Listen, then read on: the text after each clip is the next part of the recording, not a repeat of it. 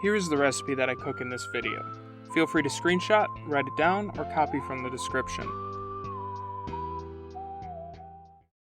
Making popcorn on the stovetop might not be as convenient as the microwavable pouches from the store, but it's not that much more work. You get to experiment with different spices, and I think it tastes better. First, take a 2 or 3 quart sauce pot. You can use any size, but make sure that you use a lid. You will see why in a bit. Just add a tablespoon or 2 of olive oil to the bottom of the pot, just enough to coat the bottom. Pour in some dry, unpopped corn kernels until they cover the bottom in a single layer. Now turn the heat on medium-high and wait. After a minute or so, the oil should be sizzling a little bit. Now, over the next few minutes, just give the pot an occasional shake until the kernels start popping. Once that happens, shake the pot continuously to ensure that all of the kernels stay on the bottom. You can see now why we needed the lid.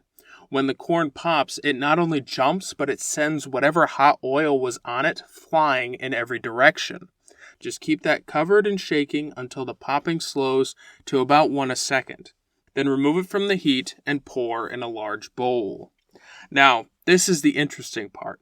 While the popped corn is hot, we can add any number of spices. My go-to is, unsurprisingly, some salt, pepper, and garlic powder. This isn't a joke.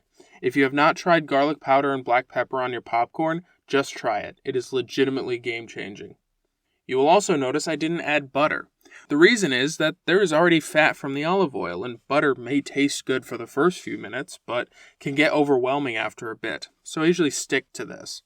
Now, if you want to add butter, but don't want to melt butter separately in another dish, you can add the butter directly to the pot while the popcorn is heating.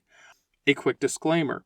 I would only do this after you have a feel for how long your stovetop takes to pop the popcorn. The reason for this is that we want to add the butter, 1 to 2 tablespoons, to the pot about 1.5 to 2 minutes before the popcorn pops, not at the beginning. If we were to add it at the beginning, by the time the popcorn pops, the butter could burn, ruining the flavor. Once done popping, the procedure is the same. Remove from the heat, toss in a bowl, and add spices. One thing I like to do is experiment with various spice blends I have around the pantry. Here I have some Old Bay seasoning that I bought on a whim a while back. I'll just add a shake, and yeah, that's not bad. I'll probably do that again. Next week, something a bit more substantial. A pizza casserole recipe adapted for the weeknight. Thank you.